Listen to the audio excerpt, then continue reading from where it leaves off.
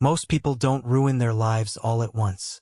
They do it slowly, quietly, one excuse at a time, one "I'll start tomorrow" at a time, one night choosing comfort over growth.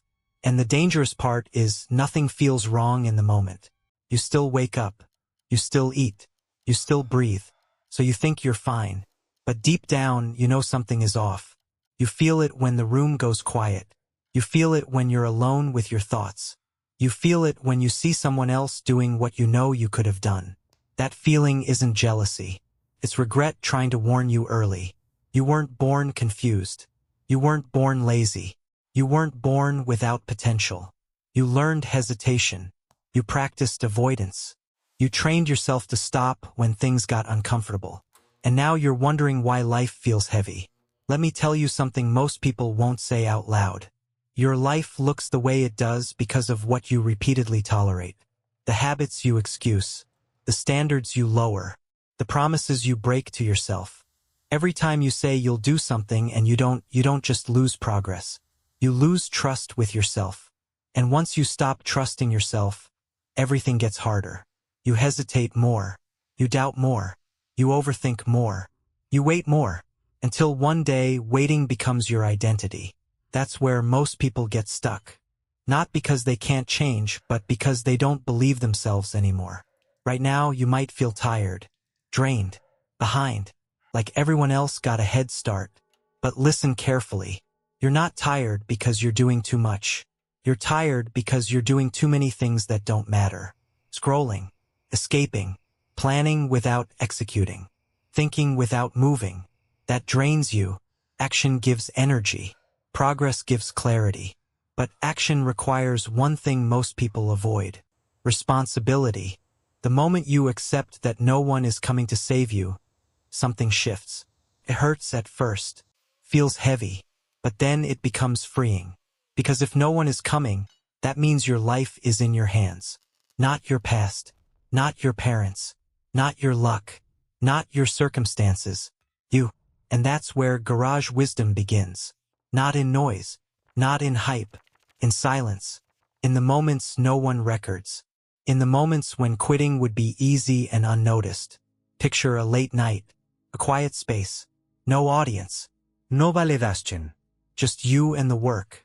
That's where your real character shows up. Not when you feel motivated, not when people are watching, but when it's boring, when it's repetitive, when it feels pointless. Most people quit there. They confuse boredom with failure. They think if it doesn't feel exciting, it must not be working. They don't understand that boring is the price of mastery. Everything meaningful feels boring before it feels rewarding. The gym is boring before the body changes. Writing is boring before the words sharpen. Building is boring before momentum appears. Discipline is boring before confidence is born. And confidence isn't loud. It's quiet. It's calm. It's knowing you'll do what you said you would do, even when you don't feel like it. That's why motivation doesn't change lives. Motivation is emotional. Discipline is structural. Motivation fades when things get hard. Discipline carries you when emotions disappear. If you wait to feel ready, you'll wait forever. Winners don't feel ready. They feel committed. There's a version of you that keeps choosing comfort. That version avoids risk, avoids discomfort, avoids responsibility, feels safe, familiar, predictable, but it also feels small, unsatisfied, restless. Then there's another version of you, the one that shows up when it's inconvenient, the one that keeps going when progress is invisible, the one that doesn't negotiate with excuses. That version is built, not discovered. You don't become disciplined by thinking about discipline. You become disciplined by doing disciplined things when you don't want to. One day at a time. One decision at a time. One uncomfortable choice at a time. And here's the truth most people avoid. You are not overwhelmed because your goals are too big. You're overwhelmed because you're trying to change everything at once, then quitting when you can't sustain it. That's not ambition. That's impatience. Real change is quiet and slow. It's boring. It's repetitive. It's showing up even when yesterday didn't reward you. So stop trying to fix your entire life. Fix today. just today. What's one thing you know you should do that you keep avoiding? Start there. Not because it's easy, because it's necessary. Your brain will fight you. It will bring up fear, doubt, fatigue, excuses. That doesn't mean you're on the wrong path. It means you're leaving the old one. Growth always feels like resistance first. The reason discipline feels heavy at the beginning is because your old habits are dying. And habits don't die quietly. They fight back. They whisper things like, "You deserve rest. You can do it tomorrow. This isn't working. What's the point?" But those thoughts aren't truth. They're withdrawal symptoms from comfort. Stay long enough and they lose power. Most people never stay long enough. They quit during the hardest phase. The phase where effort is high and results are low.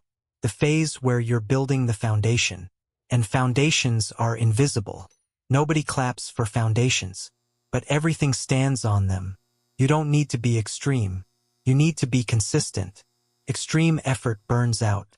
Consistent effort compounds. Small actions done daily reshape identity. And identity is everything. Once you start seeing yourself as someone who doesn't quit, who doesn't negotiate, who doesn't wait for perfect conditions, your behavior changes automatically. You stop asking for motivation. You stop asking for permission. You stop asking for approval. You move. And movement creates clarity. Most people think clarity comes first. It doesn't. Action comes first. Clarity follows. You're confused because you're standing still. You're anxious because you're inactive. You're overthinking because you're underworking. So simplify. Do the work. Review. Adjust. Repeat. That's it. No drama. No inspiración addiction. No waiting. And understand this. You will fail. You will mess up. You will have days where you don't perform. That doesn't mean you're weak. It means you're human. The difference is what you do next. Quitters use failure as permission to stop. Builders use failure as information. They don't ask, "Why am I like this?" They ask, "What needs to change?" That mindset alone separates lives. Let me be clear. You are not late. You are not broken. You are not behind. You are early in the process of becoming someone stronger than your past self. But becoming that person requires sacrifice.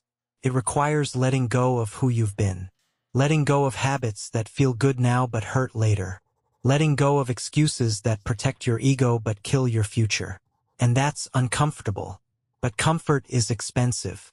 Costs you time. Costs you potential. Costs you self-respect. One day you will look back at